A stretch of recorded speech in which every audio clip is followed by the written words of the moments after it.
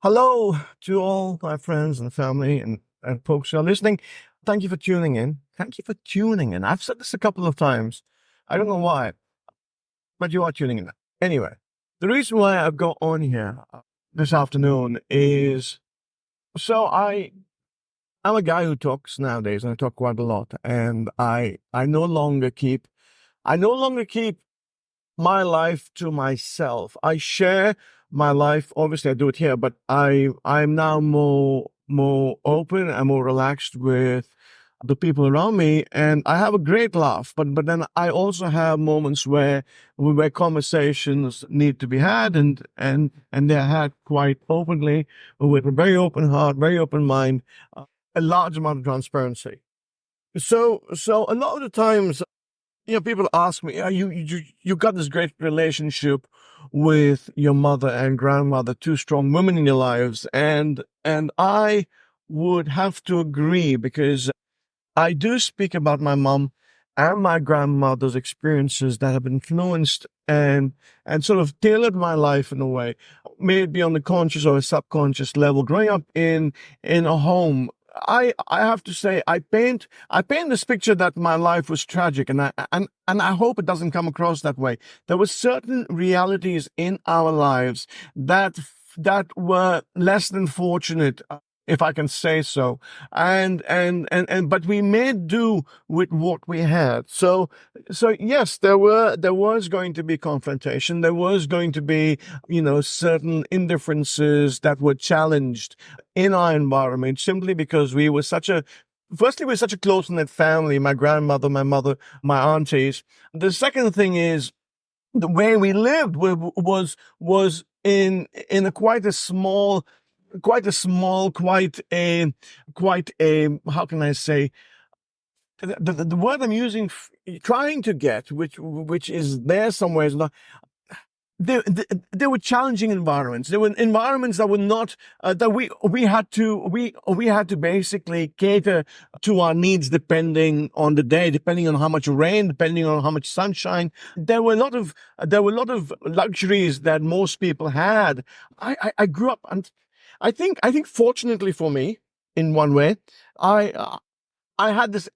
I grew up in a wealthy school amongst wealthy people, which I took for granted. At the same time, my home was far from wealthy, even though a lot of the teachings that my parents and my mom and my grandma bestowed on me, or exposed me to, is phenomenal, and that's the only reason why I am here today. And I think a lot of my progress, I do give credit to these women in my life. But let me talk about, so a lot of people have this impression, because I speak quite openly about my life and about my experiences, and the reason why I want to reiterate and I want to confirm the reason why I speak so openly about my life. When I started this journey, I thought it would be trivial and fun, but it's taken this whole different it's taken this whole different life. It's sort of transformed itself, and probably in the future it will transform itself to be something else altogether. But I do want to be able to discuss my relationship with my father, and not the other men in my family. My brother's actually a great influence, and I think a very strong-willed man with a lot of influence, a lot of wisdom.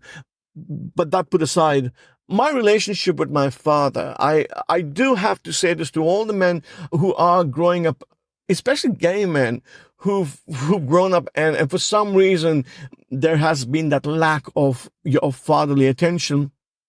The reason why in my life there was a lack of fatherly attention, because my father was out and about. He was quite a young man. He was juggling his own. I think he was growing himself, and learning about life, juggling life. He obviously had his own obstacles that he was trying to conquer, which probably played into how he existed. and how he responded to his hardships, and how he responded to the environment around him. And there were days that he was frustrated, and rightfully so. And he's allowed to be angry, and he's allowed to be frustrated. And if he never himself had coping skills that were available to him, I don't know much about my father's childhood. I do know. I've heard great stories about the childhood and the property and the house near the river, but that's basically it. But I do know my father, and if I can say this, my father has had a lot of loss in his life as well as he's progressed. He lost a very young sister. He lost a brother, and those things have an impact on you. And if you don't talk through them. My father comes across as a very strong man, as a very cold man sometimes, but he has his moments. I think his relationship with me has sort of gone. There is no mending. There is no looking back and going and saying, let's address the past and you're right and I'm wrong kind of a thing. It's more, let's move forward. And we have our moments of disagreement even now. They are few and far between, but we do have them. And when it is had, a lot of things surface. Now, what I want to tell people that I also have learned a lot from my father. My father's resilience. My father is a very ballsy man. He is not very fearful of many things in his life, and I have experienced that when there was this whole Hindu-Muslim riot in India. He managed to get us from one spot in an ambulance to another spot. And I remember us hiding underneath the ambulance seats so we can get to my grandmother's space, which was a lot safer. But I also I've heard stories of my father confronting men in certain environments. And he would be, because of the nature of his job, he was working for an organization, and he was looking after staff, and he was looking after a certain kind of individuals, and therefore it taught him to be quite street smart, and obviously he had this mannerism about him that was quite masculine, quite tough, and quite rigid. So having a son like me who is quite emotional, I would say when I was young, even though I pulled myself away from a lot of emotional experiences because we did lack emotional experiences. Now when I say we did lack emotional experiences, because my parents were so busy, the emotions that the more of my interaction with adults was strangers and my grandmother. So there was that big difference, the big distance that was created between me and my father, especially. Plus my sexuality. I came out.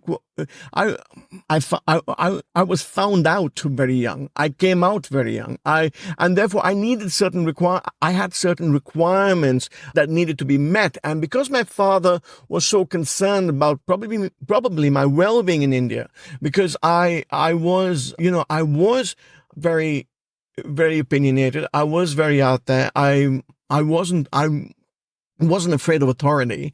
And I think that that's sort of at the back of my mind. My father took it upon himself to create a more stricter environment, an environment that pushed me to be a lot tougher. But I think I probably misread that, and and that's probably guided me to become this some sort of a bitter, not very trusting human being, because it pushed me. I think my father's toughness pushed me into the arms of other men who misused my vulnerabilities, who misused my innocence.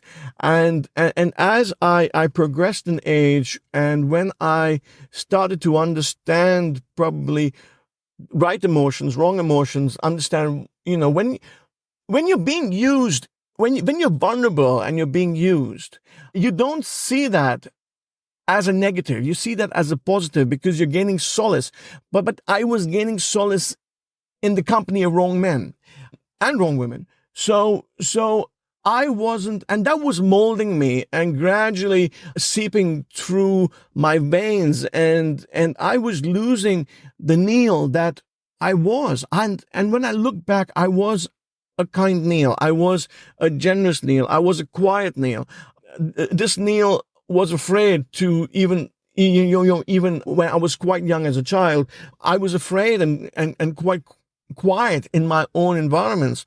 And as I progressed, I became a lot more talkative, but then I went back into my shell. And that's also because of I had this enormous stutter, and that's why when I look, okay, I had this enormous stutter and I used to stammer, which my mom was very concerned about. My grandmother was very concerned about. My father, on the other hand, did not show much concern. And now that I look back, it's not that he never showed much concern. He was never, he was hardly there. He was there but rarely there.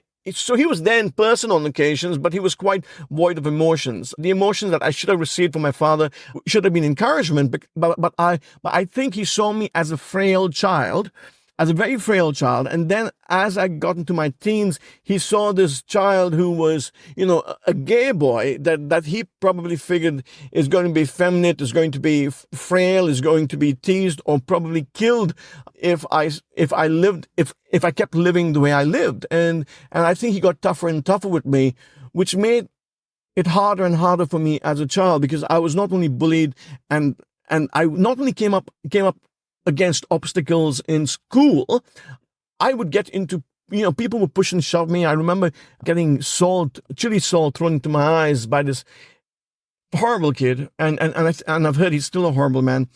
And I got my tongue got stapled once. So I came home one day bloody and bruised from school. So I had a lot of rage and anxiety from, okay, this is not a weakness. Actually, I shouldn't say anxiety, because these experiences have made me a lot more stronger, because this is a shitty world. Some people out there are quite shitty, and I know them because I've come across them, and I've had to stand up against them. And unfortunately, they've won many a times, and I've had to walk away many a times. But I do know horrible people exist. But what I'm trying to say is so my relationship with my father quite young altered how I'd see my father, and when I got stronger, it's how I interpreted my relationship, or how my relationship with my father became this thing that should not have become because of our environment. I cannot go back and change the past. He cannot go back and change the past. Do I love my father? Certainly. Does he love me? Certainly. Do we have indifferences? Yes, we do. Are we going to mend them? We have put them aside. And what we attempt to do is we attempt to go forward and cross the bridges, or build new bridges. So mending the old one is not required. We are trying to build new bridges. It's quite late in our lives, so a lot of times we stay quiet in each other's company and we let each other be. So when it goes back to why I came onto this podcast, or I'm doing this particular one, is because I do love my father. My father does love me. It's just unfortunately the circumstances, the environment I grew up in the environment he grew up in, not having as many. I don't think my father had as many role models. I didn't have any, apart from my grandmother and mother, I didn't have any role models that I looked up to. And I don't believe in celebrity. So I want role models that were close to my life, and there weren't none, apart from my grandmother and mother, who themselves were quite busy. My grandmother was taking care of not only her life, the other grandkids and her kids as well. So, I'm going to stop there. We just experience life differently, many of us. And I think we have to step back sometimes. And those people that we have judged or we are judging, we need to look at our lives holistically. And maybe that will make sense. I don't know. Anyway, take care, look after yourselves, be well, and just keep doing what we do and spread the love. Bye-bye.